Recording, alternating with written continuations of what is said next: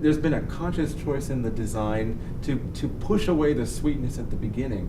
A hope does eventually bubble up at the end of the show, but it comes after a lot of violence and a lot of very difficult things that happen in it.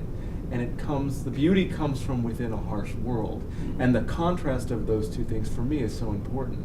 And I think to make the set as concrete and large and imposing as it is helps us at the end to see the beauty in it.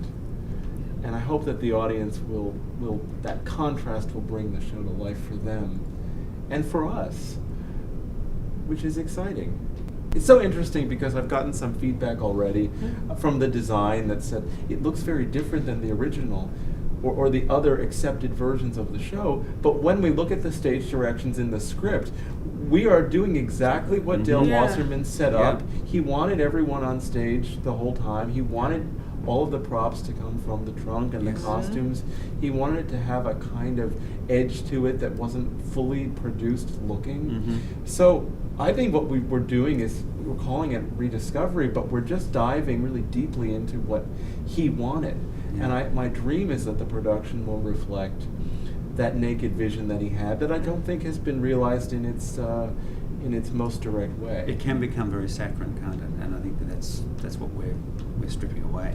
And he was unhappy with that, I think. And he felt the initial productions had too many costumes and too much this and that, and so it'll be interesting to see how that plays in front of an audience.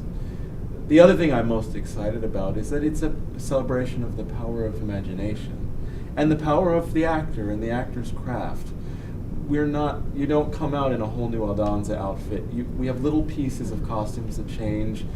We don't have scenery that flies in to tell us that windmill has come in or that we're in the inn. We have little bits and pieces, and it's up to us as a group of storytellers to help the audience connect the dots. And it's because so important, isn't it? I mean, he says at one of his opening speeches, "Come, enter into my imagination. Imagine what we're doing here." And that's the core of this production. Is so exciting for me because, we get to a point we go, we need a such and such. Well, we can't do that because we are in the realm of reality. So what do? We grab a bucket and we grab a stick and we put the bucket on the stick and it becomes what we want. That's what the show is about. It's whatever your mind can make it. Yes, exactly.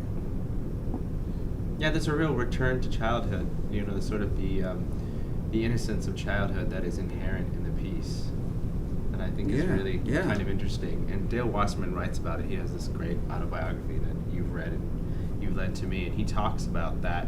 A lot of people want to make play a religious allegory, about believing in things that you don't necessarily see, but it's even bigger than that. Though that is part of it, and certainly valid. It is, about returning to the innocence inside you when you put yourself in that kind of prison, in a sense. Like your daily life might be, I go to work, I do this, I do that, I do this. In a sense, some people think that that's a prison, and it's finding the inner child in you that lives and grows and, lives fully in that kind of situation. Inner child, I mean, I say, jokingly, I suffer from PPS, Peter Pan syndrome. And I kind of do. And I've been very blessed that I've been able to do what I love. And it is about the inner child. And I think that innocence is the thing that is sweet in this production. Surrounded by the harshness of it, but it's the innocence in him and in his characters.